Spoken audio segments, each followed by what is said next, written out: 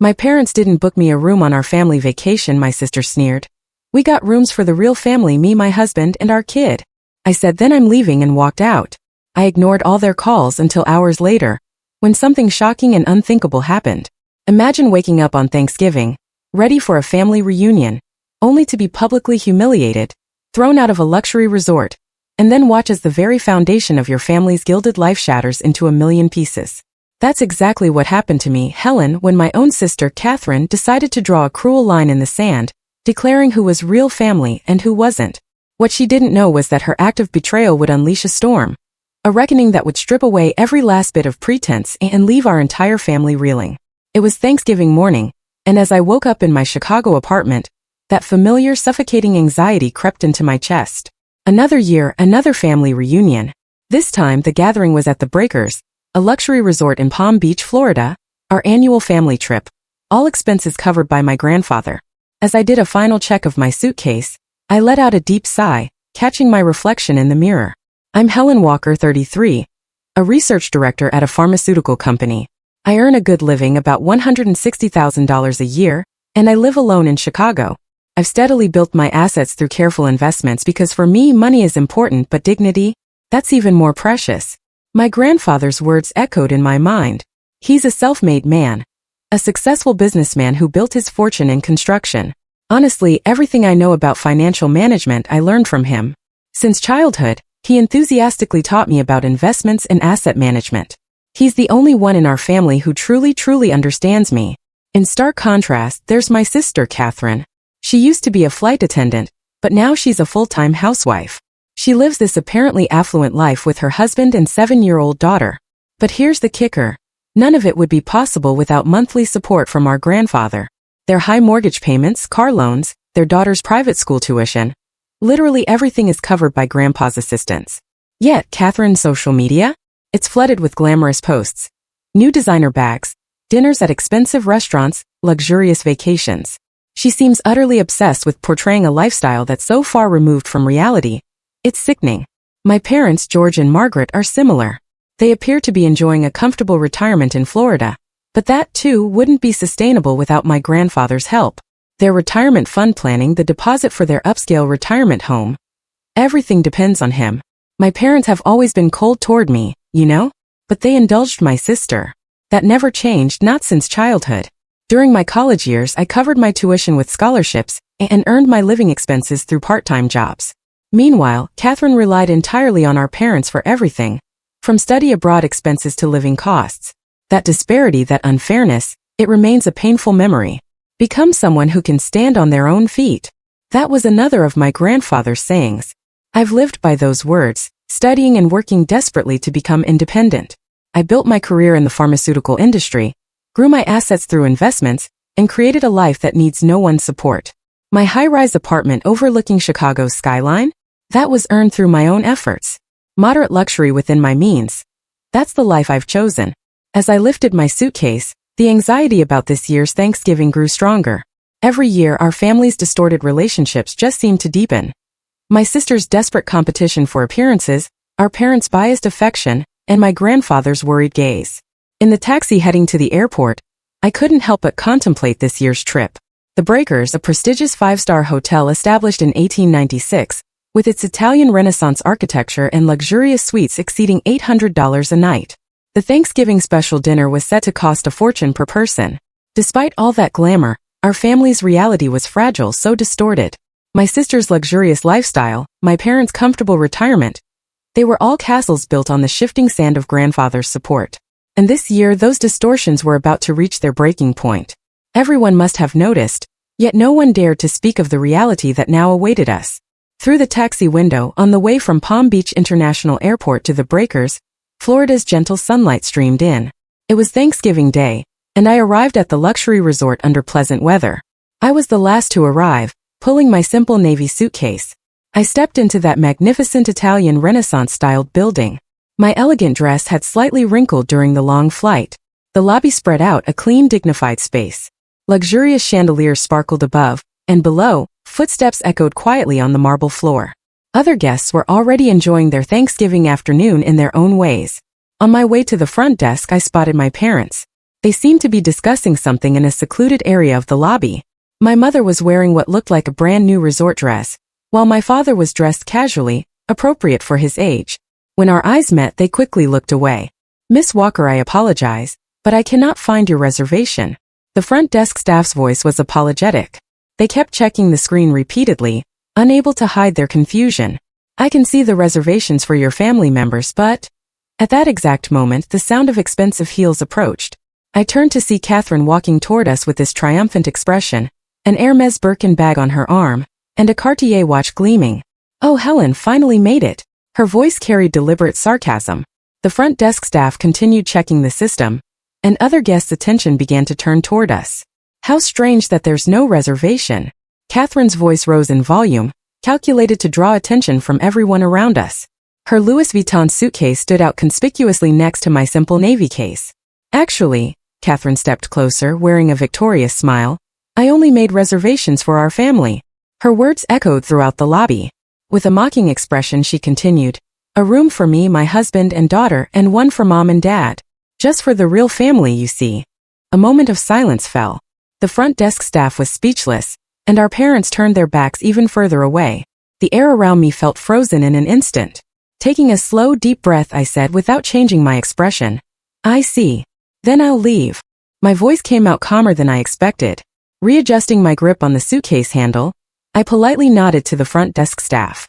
Taking out my smartphone, I opened the taxi-hailing app. "Wait." Catherine's voice rose slightly, but I was already preparing to leave. I felt the sympathetic gaze of the front desk staff as I started walking toward the entrance. My sister, though caught off guard by this unexpected development, maintained her triumphant expression. Our parents stood awkwardly, frozen in place. Only the sound of my footsteps echoed through the silent lobby. The afternoon sunlight, streaming through the main entrance, felt oddly bright. While waiting for the taxi, palm trees swayed in the pleasant breeze. The Thanksgiving holiday I was supposed to spend at this luxury resort had ended in just a few minutes. Yet, in this moment, a strange sense of liberation spread through my heart. Grandfather's words resurfaced again. "Become someone who can stand on their own feet." Now, I felt I understood the true meaning of those words. During the few minutes waiting for the taxi, I gazed at the hotel's magnificent exterior. Its grand architecture told a story of over 100 years of history, decorated lavishly for Thanksgiving celebrations. Luxury cars kept arriving with well-dressed families stepping out. Through the lobby glass, I could see my niece Amy, wearing an expensive dress unsuitable for a 7-year-old. She was fidgeting behind her mother, perhaps looking for me. Every Thanksgiving, it had been my tradition to bring her a present. This year, I had prepared a pearl hair clip. It was still beautifully wrapped in my suitcase. As I got into the arrived taxi, I told the driver to Palm Beach International Airport. On my smartphone, I was already searching for the next available flight to Chicago. Though airfares are expensive during Thanksgiving, that didn't bother me at all. Rather, the emotional energy I'd wasted every year during this season seemed far more costly. Through the rearview mirror, the Breakers building grew smaller. Its form, gleaming in the afternoon sun, seemed to symbolize our family's superficial glamour. And now the first crack had appeared in that facade. I couldn't predict what would happen next, but one thing was certain. There was no going back. The taxi's interior provided a quiet space, shielded from the outside clamor. The air conditioning maintained a comfortable coolness, and the premium leather seats gradually eased the tension from earlier. Outside the window, Palm Beach's distinctive resort scenery flowed past. Neatly lined palm trees, white luxury homes, and occasional glimpses of the Atlantic's sparkling surface. Views that would normally captivate me now felt strangely distant. I took out my smartphone and dialed my grandfather's number without hesitation. The ringtone before he answered seemed longer than usual. "Helen, what's wrong?" Grandfather's voice carried its usual composure. "I have something to report," I began, speaking in a matter-of-fact tone. I conveyed the events at the hotel without emotion, just the facts. The missing reservation for me alone, Catherine's words, and how I left. I explained everything chronologically. On the other end of the line, I could hear Grandfather's breathing become slightly rough. I could tell he was controlling his anger. However, I didn't add any words seeking sympathy. "I understand. I'll handle this from here." Grandfather's voice was low and heavy. In these brief words lay a premonition of what was to come. Shortly after hanging up, the incoming calls began flooding in. First from Catherine. Over 10 missed calls registered within 15 minutes. "Helen, Amy wants to see you. She was looking forward to our annual Thanksgiving." Can't you think about a child's feelings? My friends are coming for dinner tonight. I was planning to post perfect family Thanksgiving on Instagram. Do you know how embarrassing it is to explain the situation? Catherine's voice grew increasingly hysterical. Between these calls, emails from our parents started arriving. We could have added another room, but as Catherine said, we prioritized the real family. You're independent now, aren't you? My mother's email reflected years of coldness. If you can afford it, why not get another room with your salary? It shouldn't be a big deal. Why are you being so emotional? The following email even included spiteful calculations. My father's email was even more heartless. Catherine has a family, a husband and child, you understand, right? Can't you just quietly put up with it for Thanksgiving? That's always been your problem. Only thinking about yourself, never considering the family. Mother continued in a tone that made me seem like the villain. We had everything planned for social media posts. We were supposed to take lovely photos of you and Amy. It's all ruined now. My chest tightened with each message I read. But these were words I should be used to by now. Since childhood, my sister and I had always been treated with this same kind of discrimination. As the taxi neared the airport, a new wave of messages surged in. Because of your selfishness, Amy is crying. She had been waiting so long to see her aunt. My sister continued using her daughter as a shield until the end. Behind it, I could only see vanity and pride. From Mother, more sarcastic emails arrived. Poor Catherine. If you knew how desperate she is about Amy's future, you wouldn't understand. But children's education requires money. And yet, at a time like this, I felt no need to reply. If anything, I felt grateful that they had shown such blatant true colors.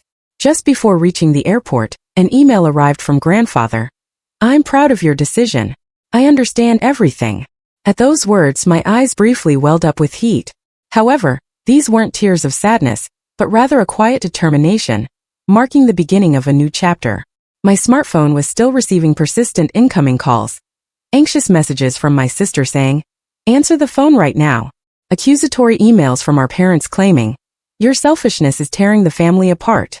But I had reached a place where no one's voice could reach me. Getting out of the taxi, I started walking toward the international terminal. While booking my flight to Chicago, I felt a strange sense of liberation. This was the moment of being freed from the false real family. About 30 minutes after boarding the Chicago-bound plane, a new email arrived from Grandfather. All family members were included in the recipients. The following is my final decision to be announced. The email began in Grandfather's characteristically dignified style. Today on Thanksgiving, an incident occurred that severely damaged our family's dignity. The cruel treatment of Helen is an injury to the Walker family name and cannot be tolerated under any circumstances. Effective immediately, I am freezing all financial support to George, Margaret, and Catherine. I must remind you that your luxurious lifestyles are entirely dependent on my support. Those who have lost sight of family's essence, drowning in vanity and pretense, no longer qualify for such privilege. Just as I finished reading that part, calls from my sister began coming in. Her panic state was evident from the frequency of incoming calls. "Helen, please answer the phone. Convince Grandpa." Messages left on voicemail recorded my sister's voice in pure panic. It was clear that her life would become unsustainable without the monthly payments. All of her living expenses had been structured around Grandfather's monthly support. Emails from our parents also flooded in. Their previous arrogant attitude had disappeared, replaced by desperate pleading.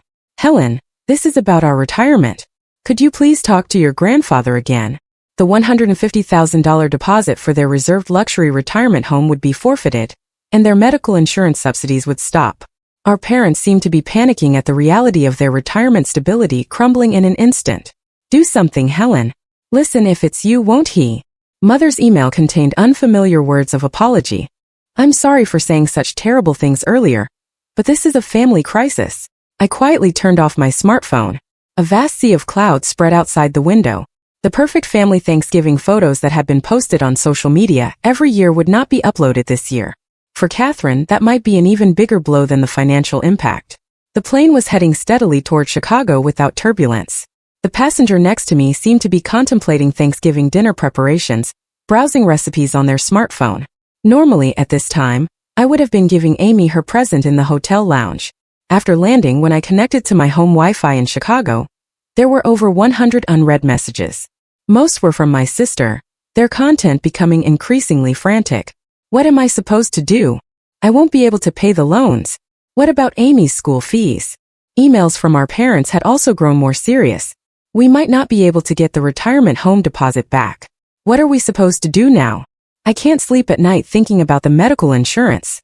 However, what drew the most attention was grandfather's final notice, sent to all family members. This measure is irreversible. Consider it the consequence of your own actions. Any objection to my decision will result in the termination of all support. I calmly read through the incoming messages. Their formerly arrogant attitude had completely changed to desperate pleas. Never before had each family member's true nature been so clearly revealed. Setting down my smartphone, I brewed tea in the kitchen. By now, I would normally have been enjoying the hotel's luxurious dinner. A Thanksgiving special course worth $200 per person. Remembering that amount made me smile slightly. Every year, my sister's family had posted about this lavish dinner on social media.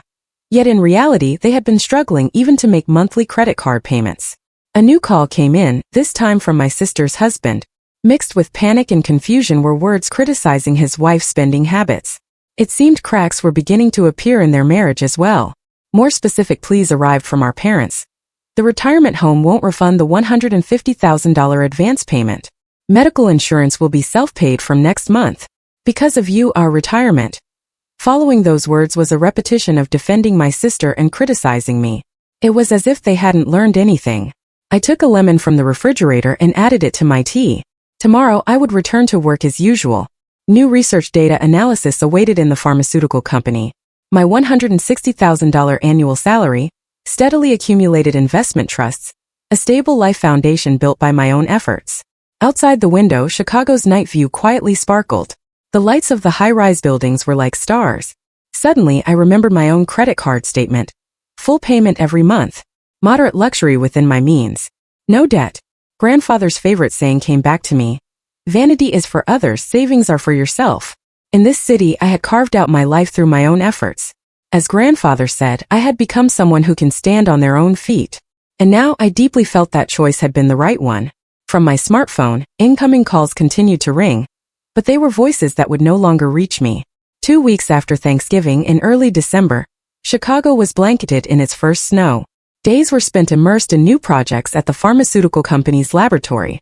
Amidst the unchanging daily routine, my family situation had undergone dramatic changes. The changes were first noticeable on social media.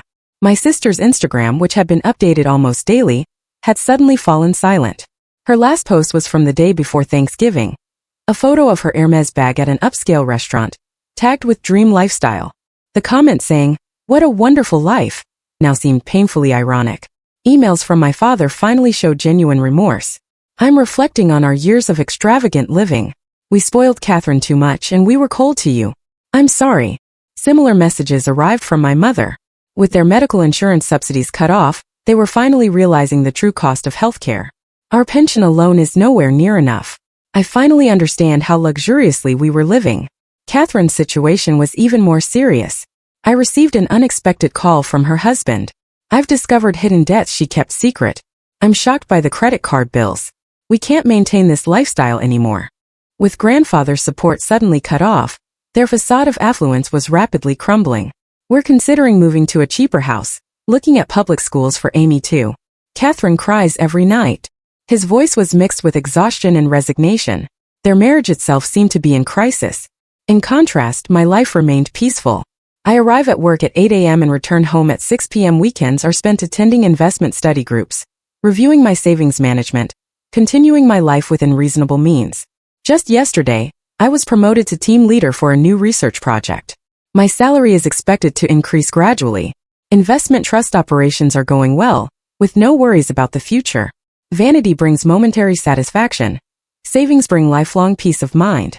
The weight of grandfather's words was now being felt deeply by the entire family. While my parents worried about retirement insecurity, and my sister struggled with debt repayment, I was simply continuing my ordinary life. Over these 2 weeks, the frequency of emails and calls had significantly decreased.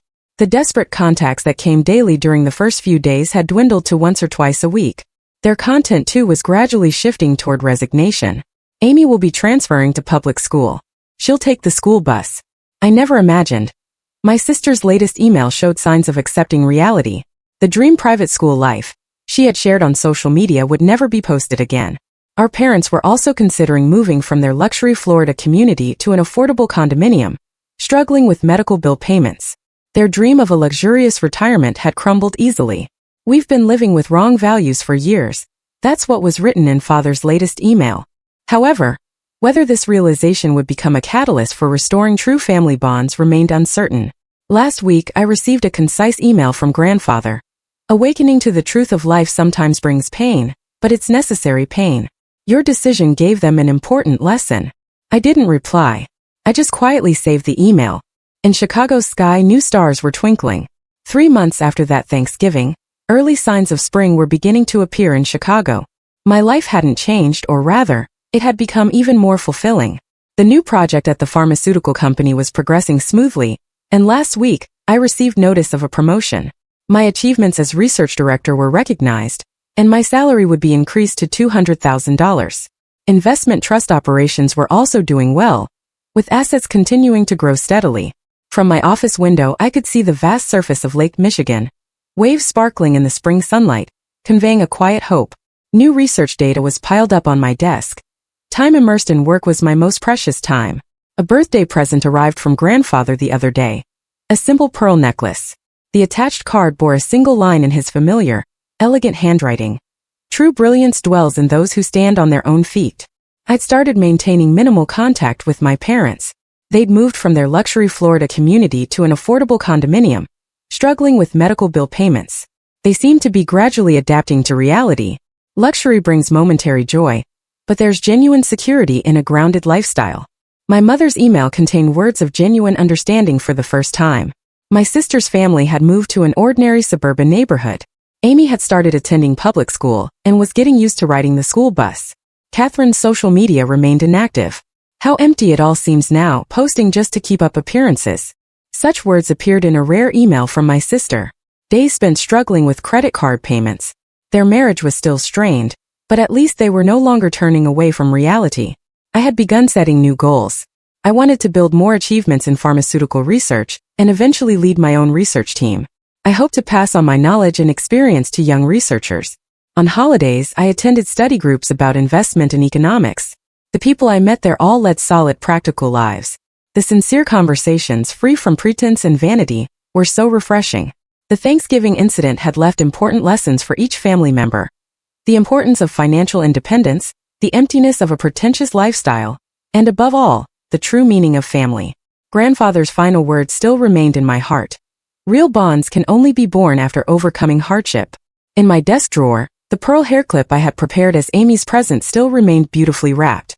Someday, when she realizes true value, when she understands the importance of standing on her own feet, rather than counting social media likes, perhaps that will be the right time to give her this clip.